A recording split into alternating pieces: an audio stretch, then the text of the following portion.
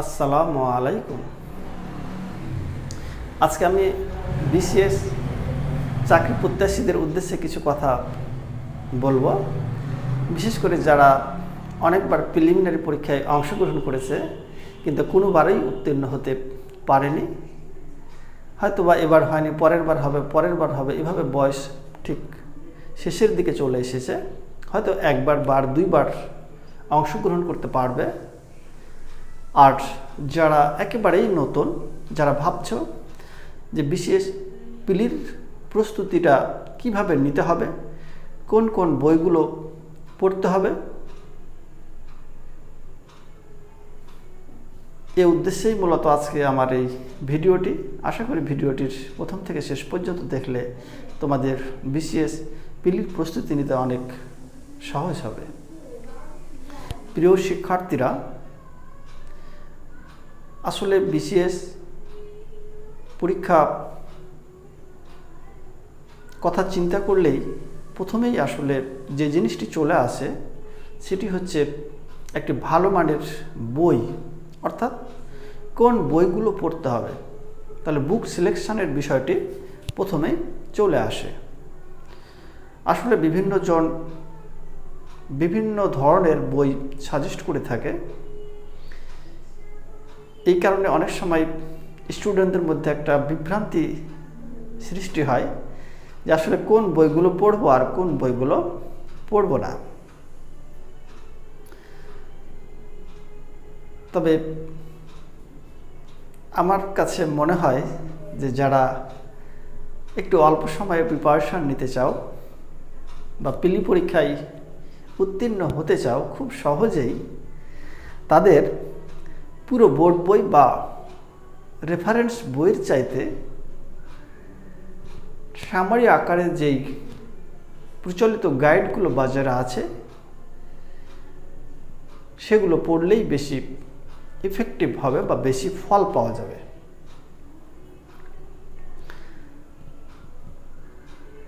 তো আমি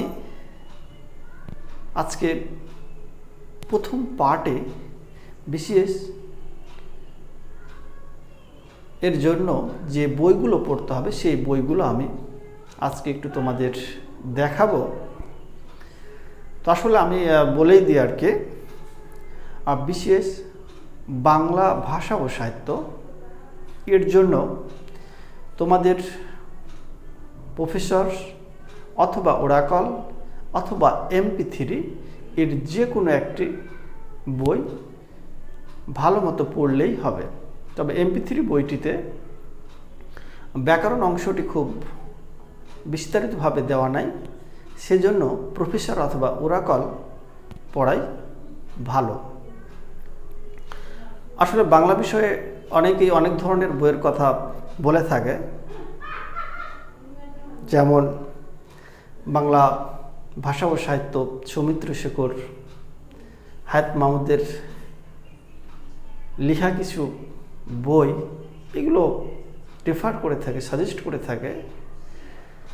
কিন্তু আমারও কাছে মনে হয় যে বেশি বই পড়ার চাইতে একটু গুছানো বই, যেগুলোতে বিসিএসের সিলেবাস ধরে টপিক অনুসারে সাজানো আছে, সেগুলোই যদি খুঁটিনাটি পড়া যায় তাহলে একটা রেজাল্ট চলে আসার সম্ভাবনা আছে। তো বাংলার জন্য এই বইটি পড়লেই হবে। তবে MP3 আসলে দুইটি ভাগ আছে। আমি MP3 বলতে MP3 যে পাবলিকেশনসের বই সেটি বোঝাতে চেয়েছে। দ্বিতীয় হচ্ছে ইংরেজি ভাষা ও সাহিত্য। ইংরেজি ভাষা ও সাহিত্য বিশেষ করে গ্রামারের জন্য আমি বলবো যে মাস্টার্স অথবা ইংলিশ ফর কম্পিটিটিভ এক্সাম, এই বইটি অনেক ভালো এবং বহুল প্রচলিত বই আর কি। এর সাথে বেসিক তৈরির জন্য একটু জাকির হোসেনের passage to the English language বইটি রাখলে ভালো হয়। আর লিটারেচারের জন্য মিরাকল নামের একটি বই পাওয়া যায়, এটি পড়লেই হয়ে যাবে। গাণিতিক যুক্তির জন্য ওরাকল অথবা সাইফুরস ম্যাথটা পড়া যেতে পারে। আর মানসিক দক্ষতার জন্য খায়রুলস যে মেন্টাল অ্যাবিলিটি আছে সেটা আমার কাছে ভালো মনে হয়েছে। বাংলাদেশ এবং আন্তর্জাতিক বিষয়বলিতে শুধুমাত্র একটা সিরিজ ওরাকল অথবা MP3-র যে কোনো একটা সিরিজ, MP3 হলে MP3 পাবলিকেশনসের যেই সিরিজটি আছে অথবা ওরাকল, প্রথমে একটা সিরিজ পড়তে হবে ভালো করে। সাধারণ বিজ্ঞানের জন্য শুধু ওরাকল পড়লেই হবে। কম্পিউটার ও তথ্য প্রযুক্তির জন্য তোমাদের ইজি কম্পিউটার এবং এর সাথে MP3-র যেই কম্পিউটার সাবজেক্টটি আছে সেটি পড়লেই হবে। ভূগোল, আইন, নৈতিকতা এগুলো তোমরা MP3 থেকে পড়তে পারো। আর নৈতিকতার জন্য এর সাথে উচ্চ মাধ্যমিক যেই পরিণতি আছে এটা NS পাবলিকেশনসের, এটি পড়তে পারো। সব মিলিয়ে আমি এই বইয়ের যেই কথাগুলো বললাম এর সাথে আর কিছু বই কালেক্ট করতে হবে। সেটি হচ্ছে এগুলো পড়ার পরে তোমাকে একটা ডাইজেস্ট কিনতে হবে, অর্থাৎ BCS প্রিলি ডাইজেস্ট যেটি, সেটি প্রিসেপ্টরস অথবা অ্যাসিউরেন্স, এই দুটি আমার কাছে খুব ভালো মনে হয়েছে। এর সাথে অর্থাৎ এটি শেষ করার পর তোমাকে মডেল টেস্ট দিতে হবে নিজেকে যাচাই করার জন্য। আমার কাছে কনফিডেন্স এবং অ্যাসুরেন্সের মডেল টেস্টটি খুবই ভালো মনে হয়েছে। আর প্রতি মাসের কারেন্ট ওয়ার্ল্ড অ্যাফেয়ার্স এই দুটি রাখতে হবে। পরীক্ষার আগে সর্বশেষ যেই বাংলাদেশের অর্থনৈতিক সমীক্ষার উপর যেই চুটি আকারে বইটি বের করে সেটি নিতে হবে। আর অক্সফোর্ড ইংলিশ ডিকশনারি, এই পুরো বইয়ের আমি লিস্ট বলে ফেললাম। এই বইগুলো যদি কেউ ভালো মতো পড়তে পারে, আমার মনে হয় প্রিলির জন্য ব্যাংক ব্যতীত অর্থাৎ MCQ পরীক্ষার জন্য এর বাইরে আর কোনো কিছুই পড়ার দরকার নেই। তুমি পড়েই দেখো একটি বই ভালো মতো, ফার্স্ট টু লাস্ট, আবার 2-4 বার রিভিশন দাও, দেখবে এটা টনিকের মতো কাজ করছে। অর্থাৎ প্রশ্ন বোঝা যাচ্ছে কোথা থেকে আসতেছে, কোথায় দিচ্ছে না দিচ্ছে। আসলে বই আমাদের কাছে আসলে কম বেশি সবারই আছে, কিন্তু কিভাবে পড়তে হবে এই কৌশল আমাদের সবারই জানা নেই। বিধায় দেখা যাচ্ছে অনেকবার পরীক্ষা দিয়েও কি হয়, ব্যর্থতা চলে আসে। আসলে BCS পরীক্ষা এমন একটি পরীক্ষা, এটা একটা দীর্ঘমেয়াদী পরীক্ষা বলা যায়। অর্থাৎ এটা কমপ্লিট হতে 2 থেকে 2.5 বছর লেগে যায়। এই কারণে স্টুডেন্টদের যে বিষয়টি সবচেয়ে বেশি প্রয়োজন, যে ধৈর্য। BCS উত্তীর্ণ হতে হলে তোমার মধ্যে প্যাশেন্স এবং ডিটারমিনেশনটা খুবই দরকার। অর্থাৎ তোমাকে ধৈর্য তোমার থাকতে হবে আর অধ্যাবসায় থাকতে হবে। অনেক স্টুডেন্টকে দেখা যায় যে 6 মাস 7 মাস বা 1 বছর বড় জোর প্রিপারেশান নিয়ে একবার BCS দিয়েছে, তারপর হয়নি। ফলে সে কী করেছে, হতাশায় ভুগছে। পরে দেখা আছে পরিস্থিতি নেওয়ায় সে ছেড়ে দিয়েছে। তাহলে সেটি করা যাবে না। অনেকেই বলে থাকে যে আসলে পড়া মনে থাকে না। পড়া মনে থাকে না, এটা সবারই হয়। এটা আসলে প্রকৃতির একটা নিয়ম যে সব জিনিস মনে থাকে না, কিছু ভুলে যায়, কিছু মনে থাকে, এরই নাম শিক্ষা। এই কারণে ভুল বা এটাই স্বাভাবিক। এই কারণে এটা নিয়ে চিন্তা করা যাবে না। আর দুর্বল, আসলে প্রতিটি স্টুডেন্টই কোনো না কোনো বিষয়ে দুর্বল। কেউ হয়তো ইংরেজিতে দুর্বল, ম্যাথে ভালো বা আদার্স সাবজেক্টগুলোতে ভালো। কেউ ম্যাথে দুর্বল, অন্যান্য সাবজেক্টে ভালো। এইভাবেই দেখা যাচ্ছে আসলে প্রত্যেকটি মানুষই কোনো না কোনো বিষয়ে দুর্বল হয়ে থাকে। সেজন্য এটি নিয়েও কিন্তু আসলে মন খারাপ করা যাবে না। অর্থাৎ দক্ষতা সবারই সমান নয়, কিছু দক্ষতা কি করতে হয়, অর্জন করে নিতে হয়। তো বিশেষের জন্য তোমাকে যেটি করতে হবে, প্রথমে বিশেষ করে নতুন যারা, তাদেরকে একটি স্বপ্ন দেখতে হবে, বিশেষের স্বপ্ন দেখতে হবে এবং সেই স্বপ্নকে বাস্তবে রূপদানের জন্য যা যা করণীয় তার সবগুলোই করতে হবে। প্রচুর পরিশ্রম করতে হবে। যারাই বিশেষ উত্তীর্ণ হয়েছে, ক্যাডার হয়েছে, তাদের সবারই মূলেই কিন্তু ছিল পরিশ্রম, অর্থাৎ সঠিক ওয়েতে পরিশ্রম করা। শুধু পরিশ্রম করলেই হয় না, আমি বললাম যে সঠিকভাবে, সঠিক সিস্টেমে পরিশ্রম করতে হবে, তাহলে সফলতা আসবে। তোমরা সবাই জানো যে ভারতের সাবেক রাষ্ট্রপতির একটি কথা, যে ঘুমে যে স্বপ্ন দেখে আসলে সেটা স্বপ্ন নয়, স্বপ্ন সেটাই যেটা তোমাকে ঘুমাতে দেয় না। এই কথা দ্বারা ইঙ্গিত করা হয়েছে যে আসলে কোনো কিছু পেতে হলে, কোনো স্বপ্ন বাস্তবায়ন করতে হলে আসলে ঘুমালে চলবে না, তোমাকে প্রচুর কি করতে হবে, পরিশ্রম করতে হবে, তাহলে এই সফলতা চলে আসবে, স্বপ্ন বাস্তবায়িত হবে। এখন আমি বিশেষ প্রস্তুতিটা কিভাবে নিতে হবে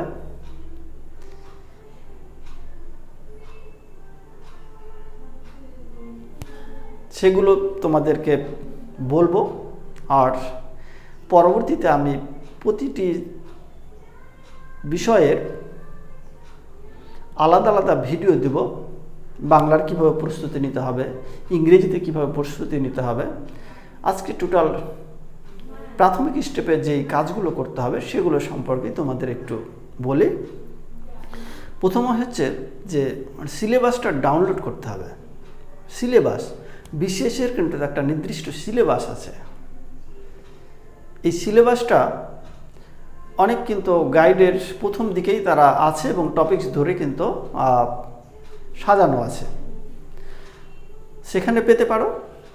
যাদের সব বই কেনা নেই তারা কি করতে পারো, পুরো সিলেবাসটাই ডাউনলোড করে নিতে পারো। তাহলে সিলেবাস সম্পর্কে ভালো ধারণা না থাকলে তুমি পরীক্ষাতে ভালো করবে না, তুমি প্রিলিমিনারি পরীক্ষায় উত্তীর্ণ হতে পারবে না, এটা সত্যি কথা। পরীক্ষা ভালো করার পূর্ব শর্ত হচ্ছে সিলেবাসটা বুঝা। সিলেবাস বুঝলে তোমার কি সুবিধা হয়, দেখো যে বাংলাদেশ বিষয়াবলীতে 30টি প্রশ্ন হয়ে থাকে, অর্থাৎ 30 মার্কের প্রশ্ন আসে। এখন কিন্তু সিলেবাসে গিয়ে দেখা যাচ্ছে যে ভাগ করে দেওয়া আছে যে বাংলাদেশের জাতীয় বিষয়াবলী থেকে 3 আসবে, বাংলাদেশের রাজনৈতিক ব্যবস্থা থেকে 3, সরকার কাঠামো থেকে 3, সংবিধান থেকে 3, তারপরে শিল্প বাণিজ্য থেকে 3, এভাবে কিন্তু 30 মার্ক সাজানো আছে।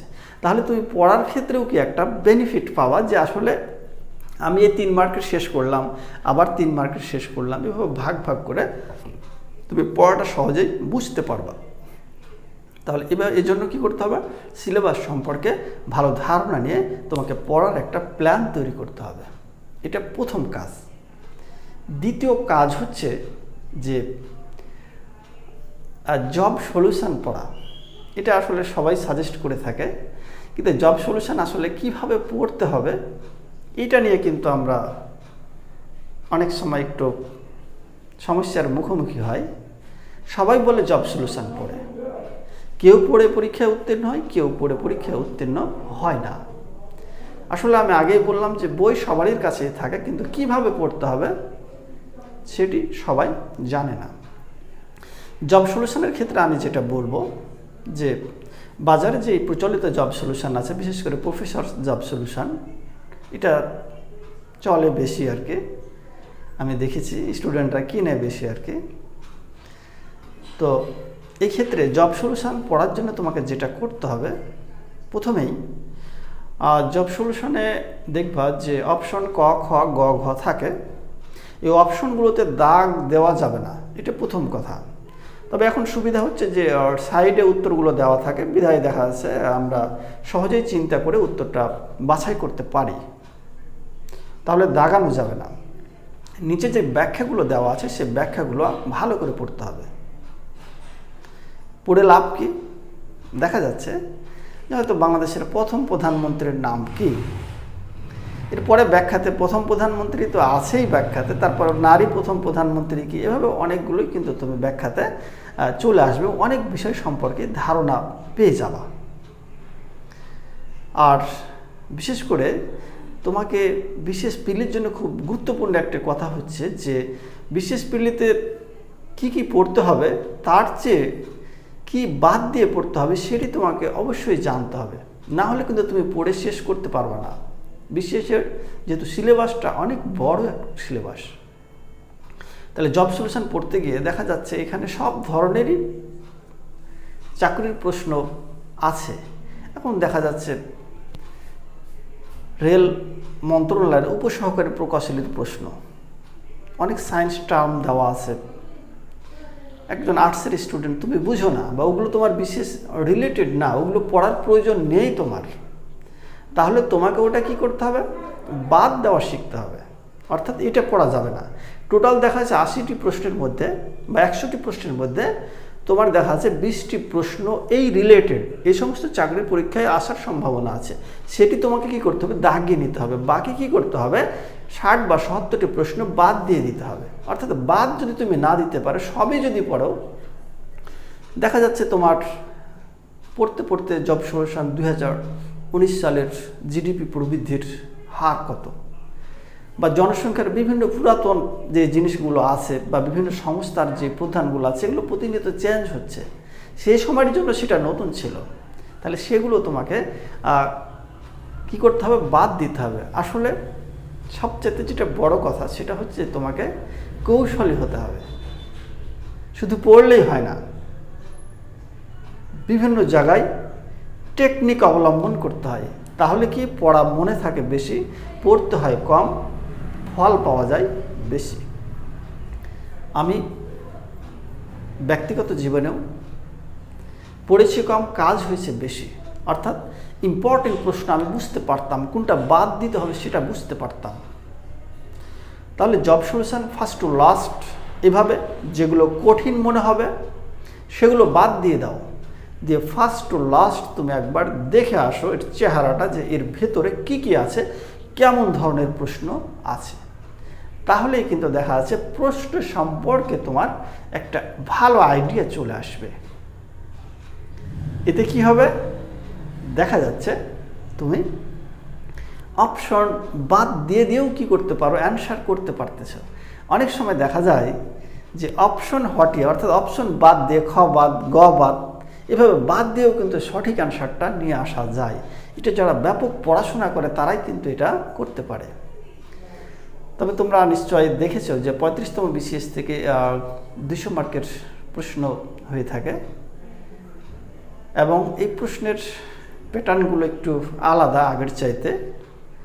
সেহেতু 35 থেকে তুমি 42 পর্যন্ত যে প্রশ্নগুলো বিসিএসের এসেছে সেগুলো ভালো মতো তুমি অ্যানালাইসিস করে দেখবা, তাহলেই কিন্তু প্রশ্ন সম্পর্কে তোমার ধারণা চলে আসবে। আবার এদিকে জব সলিউশন তো শেষ করতেছ, ফলে যেটা দেখা যাবে যে তুমি একটা কাছাকাছি উত্তর কিন্তু নিয়ে চলে যেতে পারতেছ।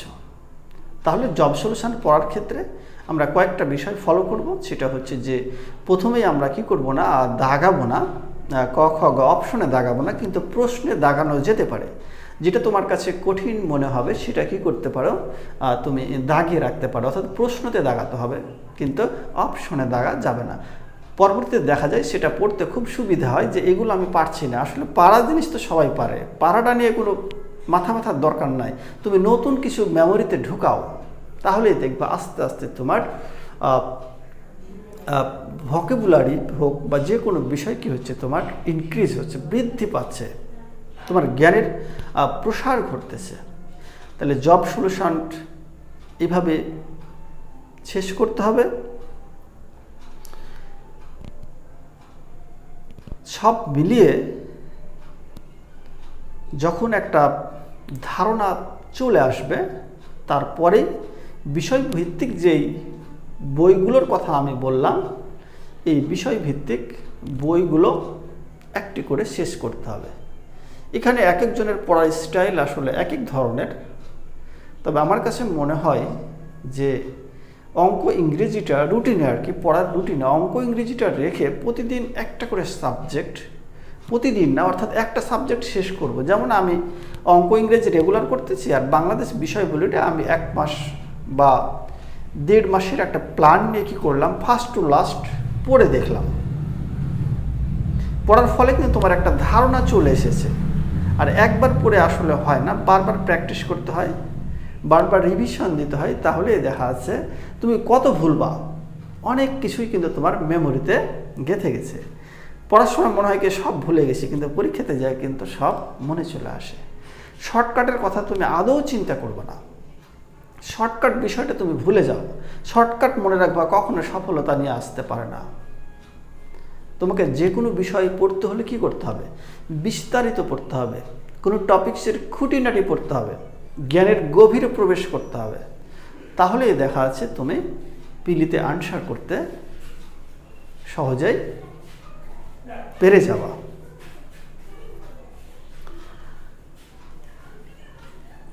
এভাবেই তোমাকে পিলির জন্য প্রস্তুতি নিতে হবে, সামনের দিকে এগিয়ে যেতে হবে।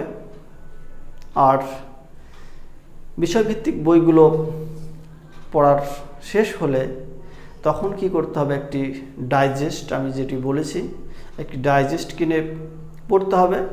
এবং সর্বশেষ যেটি করতে হবে সেটি বলেছি যে মডেল টেস্ট দিয়ে নিজেকে যাচাই করতে হবে যে আমি আসলে প্রিপারেশান আমার কেমন, বা আমি কত মার্ক পাচ্ছি 200-র মধ্যে, কোন সাইডগুলোতে আমার ল্যাকিংস আছে সেগুলো আরও ভালো করতে হবে। এভাবেই যদি এগিয়ে যাওয়া যায়, আমার মনে হয় যে অবশ্যই সফলতা আসবে। তো আজকে আর বেশি কথা বলতেছি না, তোমরা সবাই ভালো থাকো, সুস্থ থাকো, সবার শুভকামনা জানিয়ে আমি আজকের এই ভিডিও শেষ করতেছি। আল্লাহ হাফেজ।